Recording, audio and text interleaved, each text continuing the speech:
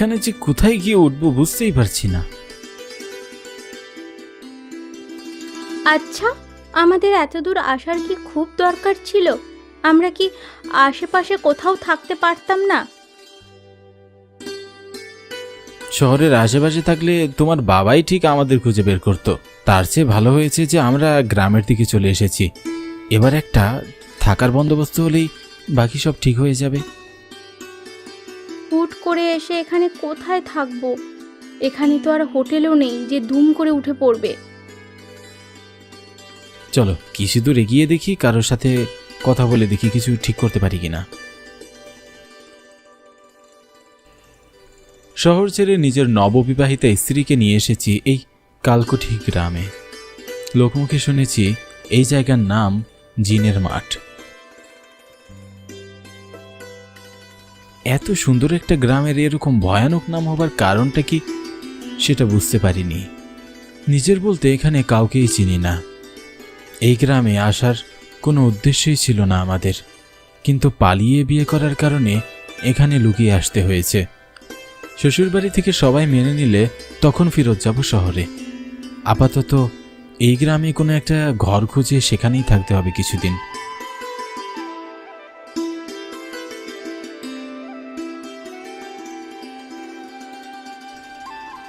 অনেক সময় ধরে হাঁটার পরও কোনো থাকার জায়গা পেলাম না। কোনো উপায় না দেখে এক সময় আমার স্ত্রী টুম্পাকে নিয়ে সামনের চায়ের দোকানে বসলাম।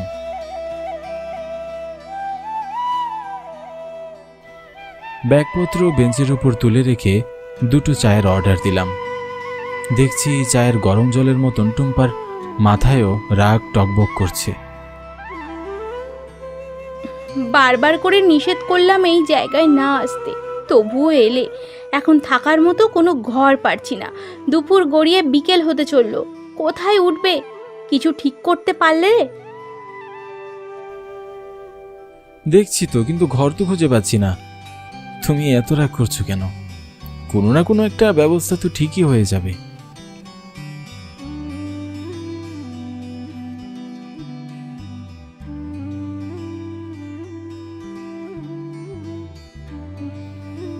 টুম্পা রাগে একবার ফোঁস করে উঠল। দোকানদার আমাদের দুজনকে 2 কাপ চা দিয়ে মিটমিট করে তাকিয়ে আছে। অনেক সময় ধরে দেখছি লোকটা কেমন যেন উস্কু খুস্কু করছে কিছু বলার জন্য, কিন্তু বলতে পারছে না। বোধ হয় কোনো সংকোচের কারণে। কোনো কিছু না ভেবে আমি লোকটাকে জিজ্ঞাসা করলাম, আপনি কিছু বলতে চান দাদা? আমার কথা শুনে দোকানদার একগাল হাসি দিয়ে বলল, আপনারা কি এই গ্রামে নতুন? মনে হয় ঘর খুঁজতেছেন। লোকটির প্রশ্ন শুনে ভাবলাম এলাকার মানুষ, চেনা পরিচিত কোনো ঘরবাড়ি তো সে দেখিয়েও দিতে পারে।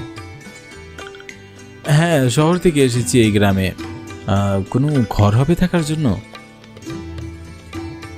ঘর একখানা আছে, তবে আপনারা কি সেখানে থাকতে পারবেন? কেন থাকতে পারবো না? চুরি ডাকাতির ভয় আছে নাকি? না না, চুরি ডাকাতির ভয় নেই, একটু অশরীরীর দোষ আছে বই কি। মানে? আপনারা শহরের মানুষ, এসবে বিশ্বাস করবেন না, আমি সেটা জানি। আমার বলার কাজ আমি বলে দিয়েছি।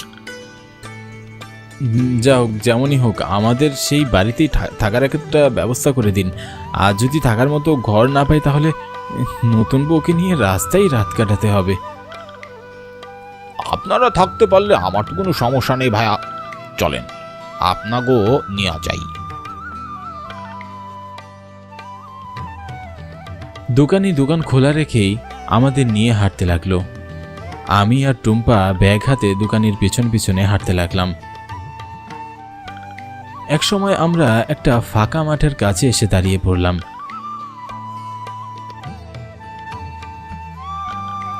মাঠটির একপাশে ছোট্ট একটি বাড়ি। বাহিরে থেকে বাড়িটির অবস্থা দেখে স্পষ্ট বুঝতে পারছি বাড়িটি অনেক দিন ধরে ফাঁকা পড়ে আছে। একটু জিনের আনাগোনা আছে, বাড়ির চারপাশে একটু সাবধানে থাকবেন। দোকানের কথা শুনে মনে মনে ভাবলাম, এত সুন্দর জায়গায় জিনের মাঠ নামকরণ হওয়ার কারণটা কি? এখানকার লোকজনের কুসংস্কারই হবে হয়তো। বুক ফুলিয়ে বললাম, শুনুন, ওসব ভুট্টুতে আমি বিশ্বাস করি না। তাছাড়া আমরা তো এই বাড়িতে সারা জীবনও থাকছি না, কয়েকটা দিনেরই তো ব্যাপার। আমি বাড়িটা অনেক শখ করে বানিয়েছিলাম। বাড়িটা করার পরে ভূত প্রেতের অত্যাচারে থাকতে পারিনি, বুঝলেন? ও সেই থেকে এভাবেই পড়ে আছে। ঘরের ভেতরে আপনাদের প্রয়োজনীয় জিনিসপত্র পেয়ে যাবেন। আমি কিছুই নিয়ে যাইনি এখান থেকে। ও, তাহলে এটা আপনার বাড়ি? ভূত প্রেতের কথা বলে আমাদের ভয় দেখালেন কেন? আবার নিজেই এ বাড়িতে নিয়ে এসেছেন। আসলে আপনি যা ভাবছেন বিষয়টি সেরকম নয়। আপনাদের মতো আমিও ভালোবেসে একজনকে বিয়ে করে সুখে সংসার করব বলে এখানে ঘর তুলেছিলাম, কিন্তু দুর্ভাগ্য আমার সব কেড়ে নিল। আচ্ছা, যাই হোক, আপনারা কিন্তু একটা কথা সবসময় মাথায় রাখবেন, রাতের বেলা বাড়ির বাইরে যতই প্রয়োজন পড়ুক না কেন বাইরে বের হবেন না। ওসব নিয়ে আপনি চিন্তা করবেন না। আপনি কত ভাড়া নেবেন সেটা বলুন। ভাড়া দিতে হবে না, আপনারা থাকতে পারলেই যথেষ্ট। থাকতে পারলে মানে? মানে বহুদিন এই বাড়িতে কেউ আনাগোনা করে না, আর যারাই আসে তার পরের দিনই এখান থেকে পলিয়ে যায়। যদি আপনার এ বাড়িতে সত্যি সত্যি থাকতে পারেন তাহলে মাসে 500 টাকা দিয়েন। এই বাড়ির ভাড়া মাত্র 500 টাকা? 500 টাকা করে রাখি। আমি তাহলে এখন যাই, আপনারা আপনাদের মতো গুছিয়ে নিন। আচ্ছা, ঠিক আছে। আর একটা কথা আবারও বলছি।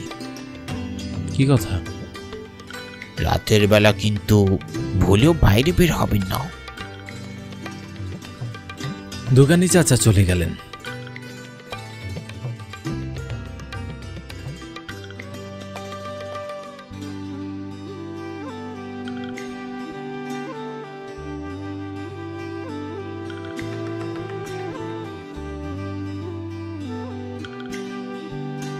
আমরা ঘরের ভিতরে ঢুকে দেখি সবকিছু একদম পরিপাটি করে সাজানো রয়েছে।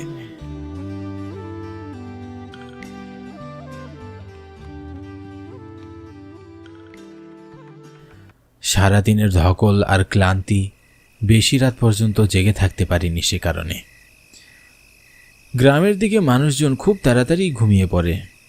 দুজনের চোখও ঘুমে খুব তাড়াতাড়ি বন্ধ হয়ে এলো। বিছানায় গায়ে লিয়ে শুতেই কখন যে ঘুমিয়ে পড়েছি বুঝতেই পারিনি। গভীর রাত, সময় ঠিক কটা বাজে বুঝতে পারছি না।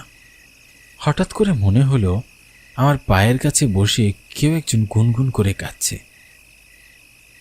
চোখে এত ঘুম ছিল যে চোখ ঠিকমতো খুলতেও পারছিলাম না।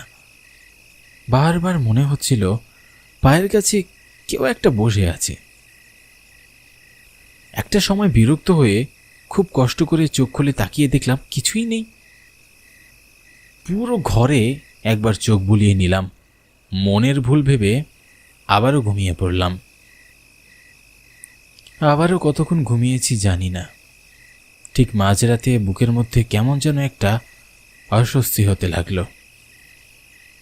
দম নিতে পারছিলাম না ঠিক মতো। মনে হচ্ছিল বুকের উপরে কোনো একটা ভারী জিনিস চাপা দেওয়া আছে। এত কষ্ট হচ্ছিল, কিন্তু চোখ দুটো খুলে তাকাতে পারছিলাম না। অনেক সময় কষ্ট করার পর আস্তে আস্তে তাকিয়ে দেখলাম কিছুই নেই। মনে মনে ভাবলাম নতুন জায়গায় এই জন্য হয়তো অস্বস্তি হচ্ছে। পাশে টুব্বার দিকে তাকালাম, দেখলাম বেঘরে ঘুমোচ্ছে। হঠাৎ করেই খুব জল তেষ্টা পেল আমার। ঘরে চারিদিকে তাকিয়ে দেখলাম কোথাও জল নেই। হঠাৎই মনে পড়ল পিছনের দিকে একটা কল আছে, কিন্তু এত রাতে বাইরে যাওয়াটা কি ঠিক হবে? এই ভাবতে ভাবতে গলা যেন আরো শুকিয়ে গেল। মনে মনে আরও সাহস জোগালাম এবং ভাবলাম তাড়াতাড়ি গিয়ে পানি নিয়ে আসি। এমনিতেও সকাল হতে বেশি দেরি নেই, খানিক বাদে হয়তো ফজরের আজান হবে। মনে সাহস নিয়ে গুটিসুটি পায়ে এগিয়ে গেলাম দরজার দিকে। আস্তে আস্তে দরজাটা খুলে দিতেই হুট করে দরজাটা খুলে গেল। ভূত প্রেতে বিশ্বাস করি না, কিন্তু তারপরও এই মাঝরাত একটু ভয় ভয় করছে। ঘরের বাইরে তাকিয়ে দেখলাম ঘন অন্ধকার ছেয়ে আছে চারিদিকে। বুকের ভেতরটা কেমন যেন ছ্যাদ করে উঠল। গুটি গুটি পায়ে হেঁটে যাচ্ছিলাম ঘরের বাইরে।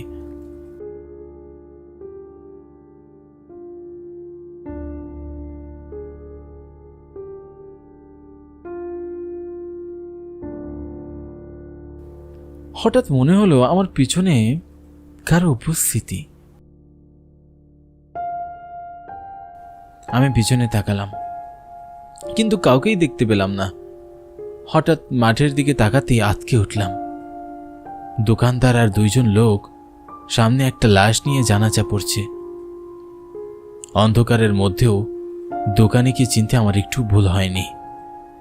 এক মুহূর্তের জন্য হতভম্বের মতো আমি তাকিয়ে রইলাম। তাদেরকে বেশ অনেকটা লম্বা দেখাচ্ছে। কোনো সাধারণ মানুষ এতটা লম্বা তো কিছুতেই হতে পারে না। দুপুরেই তো দোকানদারের সাথে দেখা হলো, তখন তো তাকে এত লম্বা মনে হয়নি। তার সামনে লাশটাই বা কার? এত গভীর রাতে কি কেউ জানাজা পড়ায়? নিজের প্রশ্নের উত্তর খুঁজতে খুঁজতে আস্তে আস্তে এক দুপা করে এগিয়ে গেলাম। আতঙ্কে পিপাসার কথা ভুলেই গেলাম। একটা অদ্ভুত দৃষ্টিতে আমার দিকে তাকিয়ে হাসতে লাগলো। তার চোখ দুটো লাল লাল আগুনের মতো জ্বলছিল, আর এতটা লম্বা যে আমি মাথা উঠিয়ে তাকে দেখছিলাম। হঠাৎ সে হাসি থামিয়ে রাগান্বিত স্বরে বলে উঠল, বলেছিলাম না স্যার, রাতে বাইরে বের হবেন না। এরপরও কেন বের হলেন? এত কিসের কথা? আমার কোন নিয়ম হইল যেই রাতে বাইরে বেরোইব তারে আমাকে দলে সামিল করা। এইটারে আমাকে দলে এখন সামিল করা লাগবো। দল? কিসের দল? স্যার স্যার কি বুঝতে পারেননি আমরা কারা? তাহলে একটু আমাদের সাথে চলুন, লাশটা কার একটু দেখবেন। হঠাৎ কাফনে মোড়ানো লাশটির মুখের উপর আপনা আপনি চাদর সরে গেল। আমি লাশটার দিকে তাকিয়ে নিজের চোখকে বিশ্বাস করতে পারছিলাম না। লাশটি আর অন্য কারণ নয়, আমার স্ত্রী টুম্পার। ভয়ে যেন পুরো শরীর কাঁপতে লাগলো আমার। 6 বছর প্রেম করার পর বিয়ে করে নিজের স্ত্রীর চেহারা চিনতে পারবো না। এক মুহূর্তের জন্য মনে হলো আমার পৃথিবীটা উল্টে গেল। ওরা তাহলে টুম্পাকে মেরে ফেলেছে, কিন্তু টুম্পা তো আমার পাশেই ঘুমাচ্ছিল। আমার সামনে দিয়ে কখন এসব হয়ে গেল? এসব কিছু ভাবতে হঠাৎ কাফনে মোড়ানো লাশটির চোখ খুলে গেল।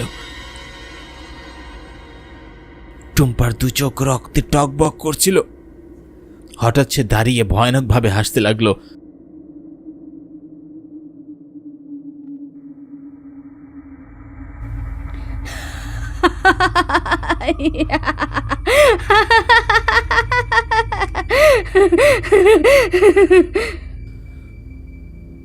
হাসিটার সাথে আমার টুম্পাকে কিছুতেই মেলাতে পারছিলাম না।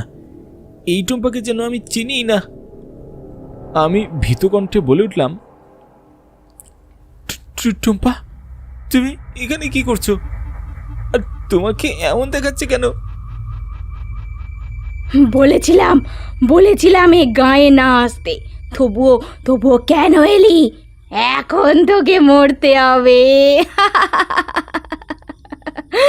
মরতে হবে তোকে। আমি আর কোনো কথা বলার শক্তি পেলাম না। কোনো মতে পিছনের দিকে দৌড়ে ঘরের ভিতরে ঢোকার চেষ্টা করলাম।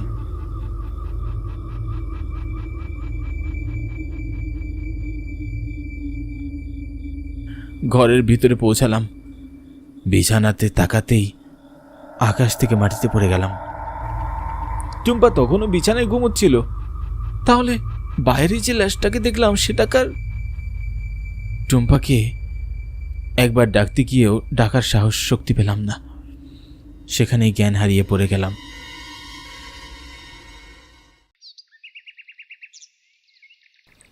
সকালে জ্ঞান ফিরল টুম্পার চিৎকারে।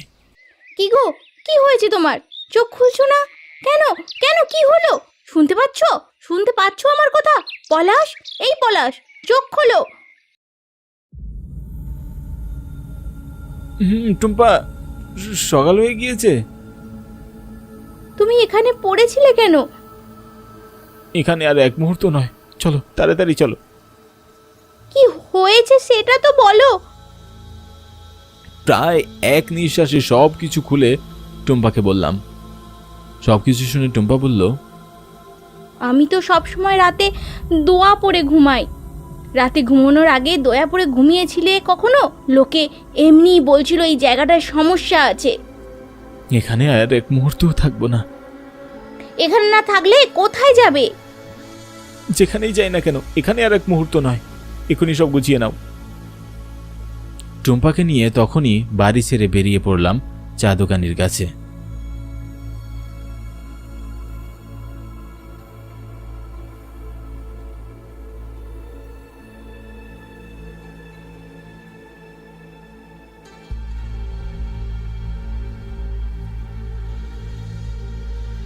দোকানে এসে দেখি দোকানি চা বানাচ্ছে। আগের দিনের মতো দোকানি একদম স্বাভাবিক। তার মানে কাল রাতে আমি যাকে দেখেছিলাম সে দোকানি ছিল না। সে নিশ্চয়ই না। না, আমি আর ওসবের নাম মুখেও নেব না। আমাদের দেখেন দোকানি বলে উঠলেন, কি স্যার, চলে যাচ্ছেন? না গিয়ে কি এখানে মরবো নাকি? আপনি আমাদের এমন একটা বাড়িতে না নিয়ে গেলেও পারতেন। আমার কোনো ঘর বাড়ি নেই। বউটাকে অশরীরদের হাতে হারানোর পরে এই দোকানটাই আমার বাড়ি। তা কি দেখেছেন রাতে? আমি দোকানিকে সব কিছু খুলে বললাম। সব কিছু শুনে দোকানি বললেন, ওই জিন আমার রূপ ধারণ করে আপনাকে ভয় দেখিয়েছে। তবে আপনি এখান থেকে চলে যান, নয়তো আমার মতো আপনার স্ত্রীকেও আপনি হারাবেন। আর কোনো কথা না বাড়িয়ে দুজনে বেরিয়ে পড়লাম অজানা গন্তব্যের উদ্দেশ্যে। জানি না কোথায় যাব, তবে যেখানেই যাই না কেন এরকম জায়গায় আর কখনো যাব না। ভূত জেনে বিশ্বাস করতাম না, কিন্তু গতকাল যে নিজের চোখেই সেটা দেখলাম।